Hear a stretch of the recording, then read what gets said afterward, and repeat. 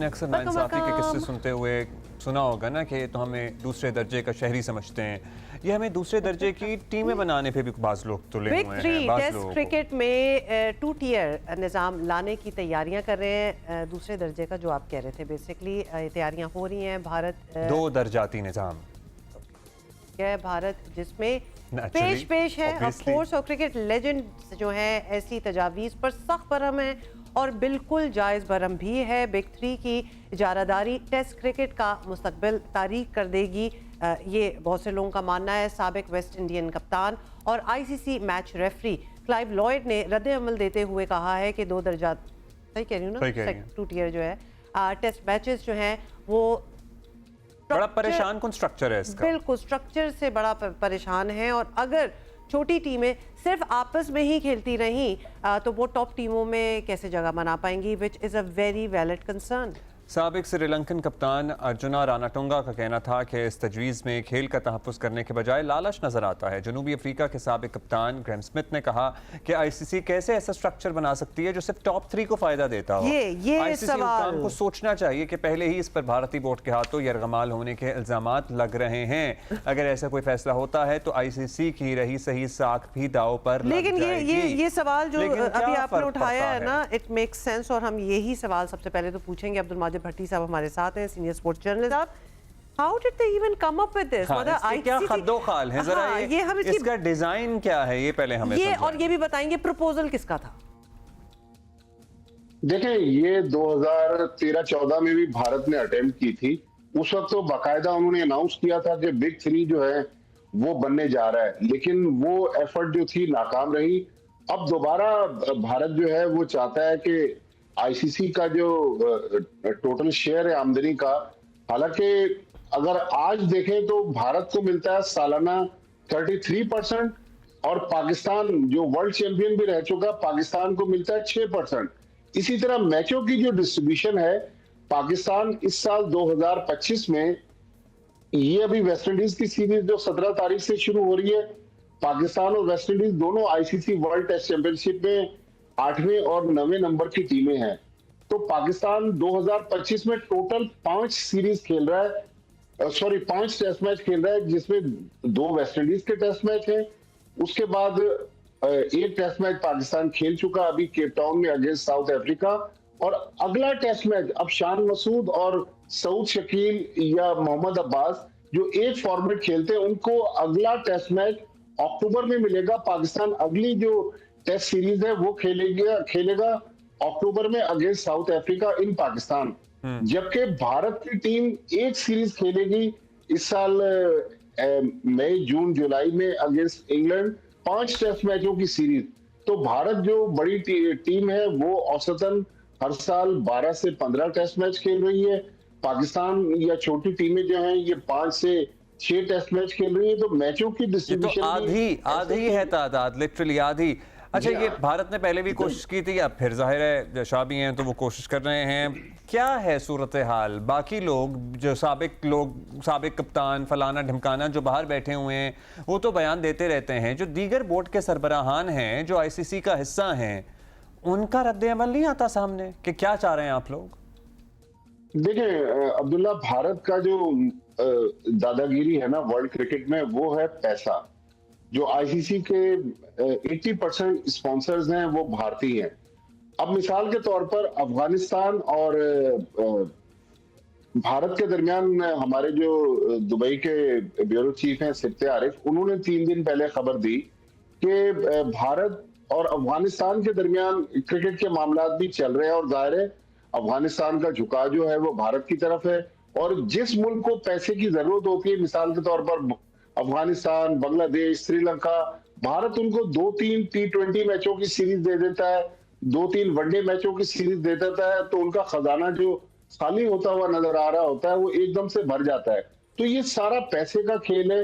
इस पैसे की चकाचौंध की वजह से भारत जो है वो ICC को डिक्टेट कर रहा है। ICC वैसे तो कहने को तो सो कॉल्ड वर्ल्ड की गवर्निंग बॉडी है, लेकिन अफसोस से कहना पड़ता है कि ये इंटरनेशनल क्रिकेट काउंसिल नहीं, ये इंडियन क्रिकेट काउंसिल है। और जे शाह के आने के बाद ये तो भट्टी साहब 100% आप सही कह रहे हैं और ये बात नई भी नहीं है, बड़े अरसे से और सारी छोटी बड़ी टीमें सब कुछ यही कह रही हैं।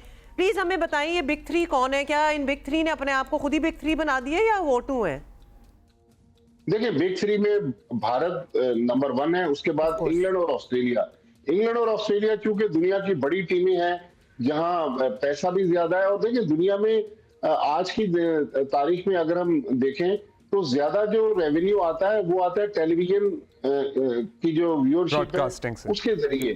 तो भारत की टीम जिस सीरीज में पार्टिसिपेट करती है वहां बिलियंस ऑफ डॉलर्स मिलते हैं। मिसाल के ऑब्वियसली भट्टी साहब, it's the size of that country as well, तो वो तो हमारी भी तो देखें ना कि वहां हमारे भी मिलियंस ऑफ ऑडियंस कितनी बड़ी है, मतलब 1 अरब लोगों की हम बात के मुल्क की बात कर रहे हैं हम।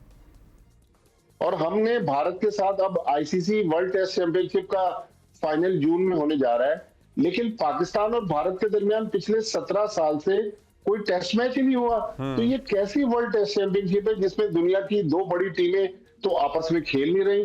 तो मतलब अजीबोगरीब चीज है। आईसीसी जिसको न्यूट्रल होना चाहिए, जिसको गैर, वो तो नहीं है ना, वो तो पुरानी बात हो गई। आप बताएं बाकी मुल्क जो टेस्ट प्लेइंग नेशंस अभी बनना चाहते हैं उनकी मोटिवेशन तो जीरो हो जाएगी फिर।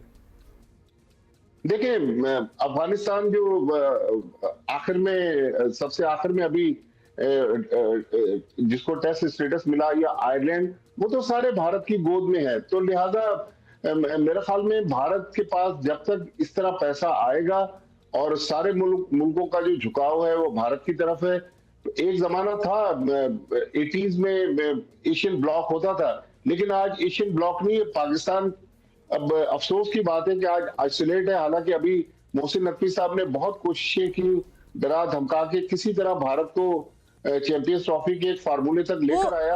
अदरवाइज भारत जो है वो दुनिया में किसी के कंट्रोल में नहीं। दैट्स बिकॉज वो तो पूरे फार्मूले के तहत पाकिस्तान को आइसोलेट किया जा रहा है, वरना अफगानिस्तान को तो साथ ले लेके चल रहे हैं इंडिया। मतलब ये भी हमें बड़ी अच्छी तरह पता है।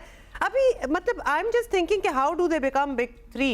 ऑस्ट्रेलिया ने, सही, I am sorry to use these words, लेकिन फेंटी लगाई है इंडिया की टेस्ट में।